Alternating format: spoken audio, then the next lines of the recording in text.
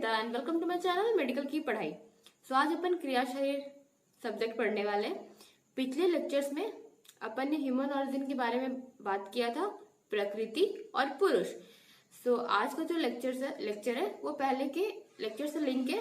Please go through it for better understanding and आपको तभी समझ आएगी जब आप पिछले के लेक्चर देखोगे तो I will put a link on description box, so आप वहां से चेक कर लेना। अब अपन स्टार्ट करेंगे। तो आज सबसे पहले अपन देखेंगे पुरुष अव्यक्त व्यक्त में difference and then classification of पुरुष। ओके, अब अपन डिफरेंस देख रहे हैं पुरुष अव्यक्त व्यक्त। मैंने पहले बताया था व्हाट इज पुरुष।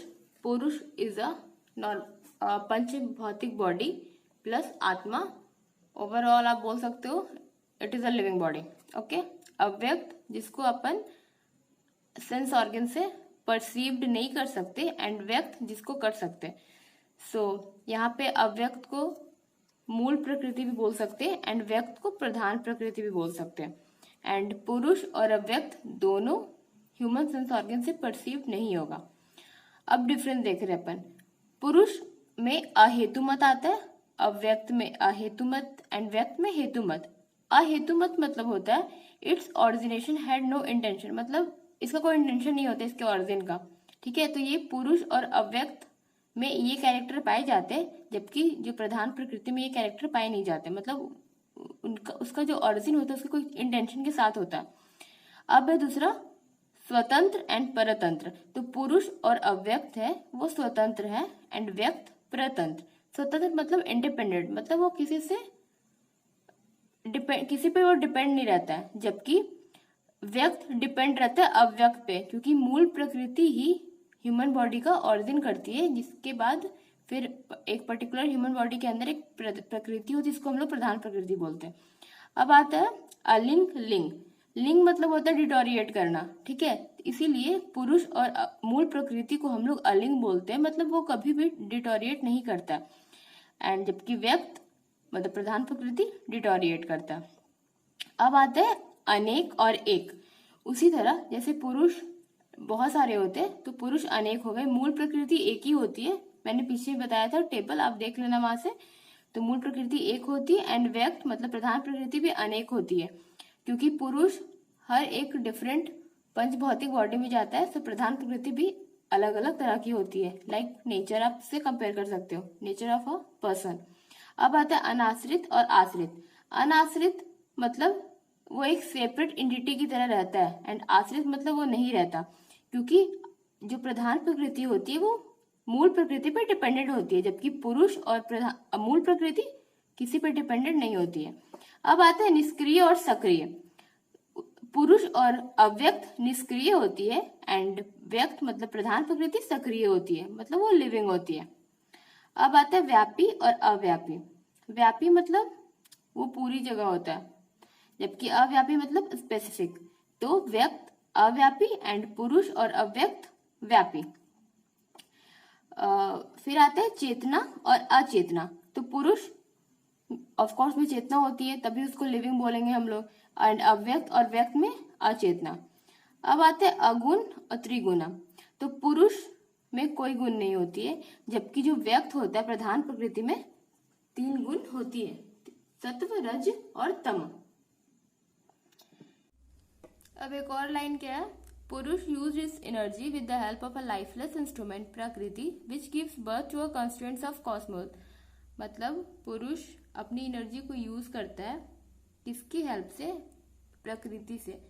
प्रकृति को यहाँ पे लाइफलेस इंस्ट्रूमेंट की तरह कंपेयर किया गया है एंड ये दोनों मिलके जो कॉस्मोस का जो कॉन्स्टिट्यूएंट्स होता है उसको वो जन्म देते हैं। ठीक है, और ऐसा भी बोला जाता है पुरुष एक लिंक बनाता है पास्ट प्रेजेंट फ्यूचर, क्योंकि ऐसा शास्त्रों में लिखा गया है अपन जो भी कर्म करते हैं उसका पश्चाताप करना पड़ता है। अगर अपन ने पास्ट में कोई कर्म किया तो उसका प्रेजेंट में करना पड़ेगा पश्चाताप, या फिर प्रेजेंट में किया तो फ्यूचर में करना पड़ेगा, क्योंकि पुरुष सेम रहती है। मैंने आपको बताया था पुरुष को आप एनर्जी से कंपेयर कर सकते हो, तो वो ना तो उसका ऑरिजिनेशन होता है ना ही उसका डिस्ट्रक्शन होता है, वो सिर्फ पंच भौतिक बॉडी चेंज करती है।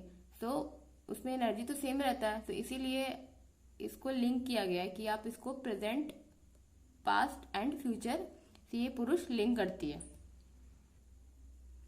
अब आ रहा है पुरुष। पुरुष का मतलब लिविंग बॉडी, ठीक है, मैंने बताया पहले। And on the basis of elementary constitution of Purusha it is classified into following groups. मतलब पुरुष के एलिमेंट्री कॉन्स्टिट्यूशन के बेसिस पे इसको कुछ ग्रुप्स में क्लासिफाइड किया गया। तो हम लोग एक एक करके देखते हैं है क्या ये। सबसे पहला एक धात्वात्मक पुरुष, मतलब पुरुष विद ओनली वन कॉन्स्टिट्यूएंट, जिसमें सिर्फ एक कॉन्स्टिट्यूएंट पाया जाता है, सिर्फ चेतना। लोन प्रिंसिपल, मतलब सिर्फ उसमें चेतना है होगा, उसको पुरुष बोलेंगे। अब सेकंड आता है द्विध्वात्मक पुरुष विथ टू कॉन्स्टिट्यूएंट्स, मतलब इसमें दो कॉन्स्टिट्यूएंट्स पाया जाएगा। पहला क्षेत्र क्षेत्रज्ञात्मक एंड दूसरा अग्नि शोमात्मक। इसमें दो होता है, पहला क्षेत्र, क्षेत्र को हम लोग कॉर्पस भी बोल सकते हैं, एंड दूसरा क्षेत्र ज्ञात्मक, ठीक है। क्षेत्र यहाँ पे कंपेयर किया गया पंच भौतिक बॉडी से, एंड क्षेत्रात्मा मतलब आत्मा या फिर सोल। सो क्षेत्र में all factors taken except manifested one, अव्यक्त प्रकृति, मतलब सारे फैक्टर्स को साथ में लेके, सारे फैक्टर्स जो होते हैं वो सब क्षेत्र में आते हैं, सिर्फ प्रकृति को छोड़ के, क्योंकि हम लोग यहाँ पे पुरुष की बात कर रहे हैं, पुरुष अलग टॉपिक है, प्रकृति अलग टॉपिक है, इसीलिए यहाँ पे सिर्फ पंच भौतिक बॉडी को ही क्षेत्र में इंक्लूड करेंगे। अब आता है क्षेत्र आज्ञा में आत्मा इसमें पाया जाएगा, मतलब अनमैनिफेस्टेड वन, जिसको हम लोग अपने सेंस ऑर्गन से परसीव नहीं कर सकते। अब आता है अग्नि सोमात्मक, अग्नि और सोम। सो अग्नि मातृजव्यव है, मतलब वो माता से आता है, मदर से आता है, एंड सोम पितृजव्यव है इन द फॉर्म ऑफ शुक्र, वो मतलब फादर से आता है। ओके। अब है त्रिध्वात्मक पुरुष विथ थ्री कंस्टिट्यूएंट्स। इसमें तीन है, त्रिदंडात्मक, दूसरा त्रिगुणात्मक एंड तीसरा त्रिदोषात्मक। त्रिदंडात्मक में तीन आते हैं, सत्व, क्योंकि यहाँ पे तीन कंस्टिट्यूएंट बोल रहे तो सब तीन तीन आएंगे, सत्व, सोल, बॉडी। सत्व को हम लोग माइंड भी बोल सकते हैं, सोल को आत्मा और बॉडी, ये तीनों मिलकर पुरुष बनाती है। त्रिगुणात्मक मतलब प्रकृति और सोल। तो प्रकृति में तीन क्वालिटीज होती है, क्योंकि यहाँ पे गुण आ रहा है, तो यहाँ पे तीन क्वालिटीज सत्व, रज, तम एंड सोल, मतलब आत्मा। अब त्रिदोषात्मक मतलब तीन बायोलॉजिकल गियर्स होते हैं, वात, पित्त, कफ। दोष है इसलिए यहाँ पे दोष मेंशन किया गया, यहाँ पे गुण है इसलिए मैंने गुण मेंशन किया, एंड दंड है तो यहाँ पे सत्व, सोल और बॉडी। अब है षड्धात्मक पुरुष विथ 6 कंस्टिट्यूएंट्स। इसको हम लोग षड्धात्मक भी बोलेंगे, क्योंकि इसमें छह धातु होते हैं। कौन कौन से? पहला तो महाभूत, पंच महाभूत और सोल, ठीक है, इसीलिए इसको षड्धात्मक बोलते हैं। अब पांचवा है त्रयोदश धात्मक, मतलब ऐसा पुरुष जिसमें 13 कंस्टिट्यूएंट्स पाए जाते हैं। दोष धातु मला मूलम ही शरीरम, सबसे बेसिक श्लोक है। दोष, 3 दोष, 7 धातु और 3 मल, ये मिलके 13 कंस्टिट्यूएंट्स ऑफ पुरुष मतलब लिविंग बॉडी का फॉर्मेशन करते हैं। अब छठा क्या है? सप्तदश धातुक पुरुष, मतलब पुरुष विद 17 कंस्टिट्यूएंट, इसमें 17 कंस्टिट्यूएंट्स पाए जाते हैं। कौन कौन से? सोल, 5 ज्ञानेन्द्रिय, 5 कर्मेंद्रिय, 5 objects of sense organ and mind. Soul मतलब आत्मा, ज्ञानेन्द्रिय मैंने बताया 5 हमारे सेंस ऑर्गन्स, 5 कर्मेंद्रिय, फिर है 5 ऑब्जेक्ट ऑफ सेंस ऑर्गन। कौन कौन से सेंस ऑर्गन के ऑब्जेक्ट्स? शब्द, स्पर्श, रस, रूप, गंध एंड देन माइंड। ओके। अब 7th के चतुर्विंशतिक पुरुष, मतलब पुरुष विद 24 कंस्टिट्यूएंट्स। इसमें क्या क्या आता है? एक तो माइंड पहला, उसके बाद 11 इंद्रिय, 5 ज्ञानेन्द्रिय, 5 कर्मेंद्रिय और 1 मन उभयनेन्द्रिय, फिर 5 ऑब्जेक्ट्स ऑफ सेंस ऑर्गन जो मैंने पहले बताया, शब्द, स्पर्श, रस, रूप, गंध, फिर प्रकृति विद 8 एंटिटीज। 8 एंटिटीज में क्या आएगा? अव्यक्त, महत, अहंकार और 5 पंच महाभूत। ये सारे टर्म मैंने आपको पहले टेबल में बता चुकी हूँ, तो आप वहां से देख लेना। अब 8 आता है नाना वयोत्मक पुरुष, पुरुष विद इनन्यूमरल कंस्टिट्यूएंट्स, मतलब अनगिनत, इसको हम लोग काउंट नहीं कर सकते। जैसे कि बॉडी ऑर्गन्स बहुत सारे होते हैं, फिर वो बॉडी ऑर्गन्स बने होते हैं माइन्यूएस्ट यूनिट ऑफ सेल से, जो अनकाउंटेबल होते हैं एंड हम लोग उसको अपने नेकेड आई से नहीं देख सकते। इसलिए इसमें बोला गया है पुरुष विद इनन्यूमरल कंस्टिट्यूएंट्स, मतलब जो हमारी लिविंग बॉडी है वो बहुत सारे कंस्टिट्यूएंट से बना हुआ है, जिसको हम लोग काउंट नहीं कर सकते। इसीलिए इसमें बोला गया कि इसको हम लोग नानावयवात्मक को पुरुष भी बोलते हैं। अभी तो मैंने बताया आपको पुरुष के classification on the basis of constituents, but in Ayurveda में षड्धात्मक पुरुष को ही सबसे इंपॉर्टेंट माना जाता है फॉर ट्रीटमेंट के लिए।